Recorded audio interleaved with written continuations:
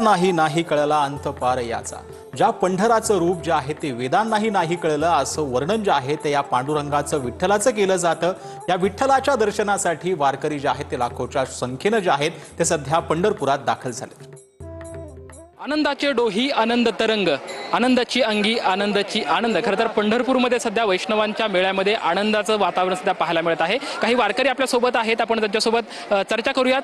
खरं तर पंढरपूरच्या या वाटेवरती चालत म्हणजे वारीच्या माध्यमातून पंढरपूरमध्ये दाखल झालेत आणि रूप पाहता लोचनी सुख झाले हो साजनी हा जो भाव आहे तो आता प्रत्येकाच्या आपल्या मनमंदिरामध्ये आहे। सध्या पंढरपूरमध्ये दाखल झाल्यात, काय मनात भावना आहेत? काय नाही, खूप आनंद वाटतो। दरवर्षीपेक्षा यंदा जास्त पब्लिक आहे। वर्ष कधी पंढरपूरला जावं असं वाटतं आम्हाला दरवर्षी।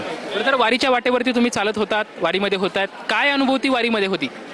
अनुभव खूप मोठा आहे, म्हणजे न सांगण्यासारखा आहे अनुभव। इथं पंढरीला म्हणजे हा दिवस कधी येतो असं आम्हाला वाटत असतो।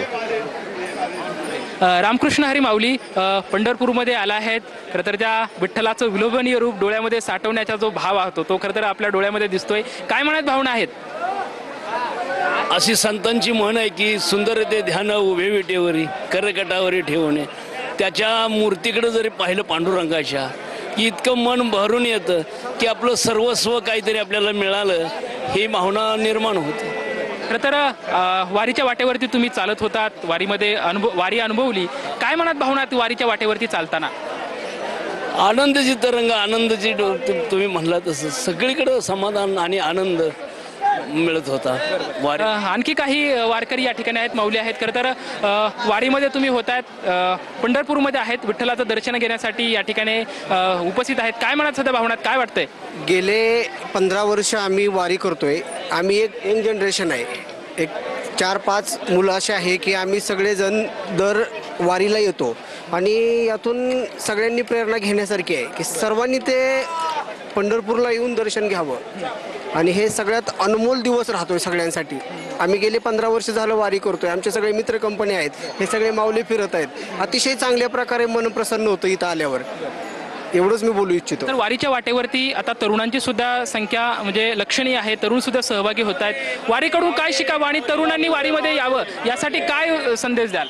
तरुणांनी वारीमध्ये येण्यासाठी अध्यात्मकाची सुरुवात त्यांनी करावी आणि अध्यात्मक यापासूनच होऊ शकते की त्यांनी तरुणांनी प्रचंड बहुमत जास्त संख्येने यात सामील व्हावं आणि सामील झाल्यानंतर त्यांचं मन चेंज होऊ शकेल, एवढंच मी बोलू इच्छितो। आणि सर्व तरुणांनी अतिशय चांगल्या प्रकारे याच्यामध्ये सहभागी होऊन वारी अतिशय चांगल्या प्रकारे साजरी करावी। वर्षातून एकदाच वारी असते।